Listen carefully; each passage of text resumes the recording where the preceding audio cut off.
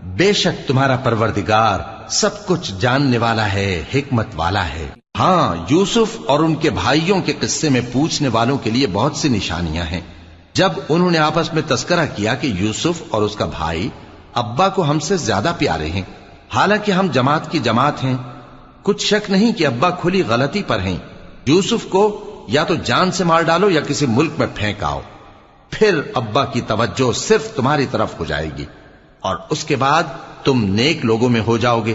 ان میں سے ایک کہنے والے نے کہا کہ یوسف کو جان سے نہ مارو، کسی اندھے کنویں میں ڈال دو کہ کوئی راہگیر اسے نکال کر کسی دوسرے ملک میں لے جائے گا، اگر تم کو کرنا ہی ہے تو یوں کرو۔ یہ مشورہ کر کے وہ اپنے والد سے کہنے لگے کہ ابا جان، کیا سبب ہے کہ آپ یوسف کے بارے میں ہمارا اعتبار نہیں کرتے، حالانکہ ہم اس کے خیر خواہ ہیں؟ کل اسے ہمارے ساتھ بھیج دیجئے کہ خوب میوے کھائے اور کھیلے کودے۔